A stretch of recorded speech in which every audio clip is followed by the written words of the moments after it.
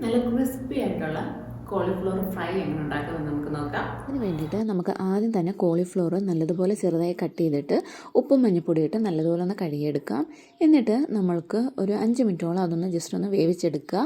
എന്നിട്ട് അതിന് വേണ്ടിയിട്ടുള്ള മസാലാസ് നമുക്ക് തയ്യാറാക്കാം. അങ്ങനെ ഈ പൊടികൾ ഐറ്റംസ് എല്ലാം ഇട്ട് കൊടുത്തിട്ട് മൈദ, കോൺഫ്ലോർ, പിന്നെ നമ്മുടെ റവ, ഉപ്പ്, വെള്ളം ഇതെല്ലാം കൂടി ഇട്ട് കൊടുത്ത് നല്ലതുപോലെ ഒന്ന് നമുക്ക് ഏത്തയ്ക്കാപ്പം ഉണ്ടാക്കുന്ന രീതിയിൽ ഒരു ബാറ്റർ നമ്മൾ തയ്യാറാക്കി എടുക്കത്തില്ലേ, അതുപോലെ ഒന്ന് മിക്സ് ചെയ്ത് റെഡിയാക്കി എടുക്കുക.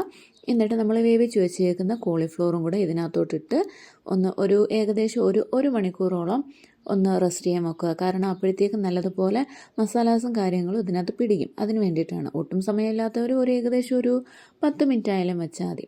വെച്ചിട്ട് ജസ്റ്റ് നമുക്ക് നേരെ പൊരിക്കാം. ഞാൻ ജസ്റ്റ് ഇവിടെ ഏകദേശം 1 മണിക്കൂർ വെച്ചിട്ടുണ്ട്. കാരണം നല്ലപോലെ മസാല പിടിച്ചാലല്ലേ അതിനൊരു ടേസ്റ്റ് കിട്ടത്തുള്ളൂ. അങ്ങനെ മുക്കി ഓരോന്നും വെള്ളത്തിൽ നിന്ന് അല്ലാതെ ഊറ്റിയെടുത്ത് നമുക്ക് വേണമെങ്കിൽ മാവിലോട്ടിടാം. ഞാനിപ്പം നേരിട്ട് ഓരോന്നെടുത്ത് ഇടുവാണ്. എന്നിട്ട് മിക്സ് ചെയ്ത് കുറച്ച് നേരം റെസ്റ്റ് ചെയ്യാൻ വെക്കുവാണ്. എന്നിട്ട് നമുക്ക് നല്ല ചൂടുള്ള സൺഫ്ലവർ ഓയിലാണോ ഏത് ഓയിലാണോ നിങ്ങൾ എടുക്കുന്നത് അതെടുക്കാം. ഞാൻ സൺഫ്ലവർ ഓയിലാണ് എടുക്കുന്നത്.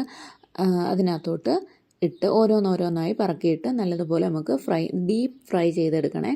എന്നാലേ ഇത് നല്ലതുപോലെ ക്രിസ്പും ടേസ്റ്റി ആയിട്ടും കിട്ടത്തുള്ളൂ. അങ്ങനെ ഡീപ്പ് ഫ്രൈ ചെയ്യുമ്പോഴത്തേക്ക് പരസ്പരം ഒട്ടിപ്പിടിക്കാത്ത രീതിയിലും ഒന്ന് ശ്രദ്ധിച്ചേക്കണം. ഇതിപ്പോൾ നമ്മൾ പറക്കിയിട്ട് കൊടുക്കുമ്പം അങ്ങനെ ഒട്ടിപ്പിടിക്കാൻ ചാൻസ് കുറവാണ്. അല്ലാതെ നമ്മൾ ഓരോ സ്പൂൺ വെച്ചിട്ട് മൊത്തത്തിൽ വാരിയിടുമ്പം പെട്ടെന്ന് ഒട്ടിപ്പിടിക്കാൻ ചാൻസ് ഉണ്ട്. അങ്ങനെ നല്ല ഡീപ്പ് ഫ്രൈ ആയിട്ട് നമുക്ക് ഫ്രൈ ചെയ്തെടുക്കുകയാണെങ്കിൽ നല്ല ക്രിസ്പി ആയിട്ടുള്ള കോളിഫ്ലവർ ഫ്രൈ നമുക്ക് കിട്ടിയിട്ടുണ്ട്. എല്ലാവരും ട്രൈ ചെയ്തിട്ട് നിങ്ങളുടെ ഫീഡ്ബാക്ക് ഒന്ന് അറിയിക്കണേ. അപ്പോൾ അടുത്ത വീഡിയോയിൽ കാണാം. Tata bye bye, see you. അതിനെ കൂടെ സബ്സ്ക്രൈബ് ചെയ്യാനും ലൈക്ക് ചെയ്യാനും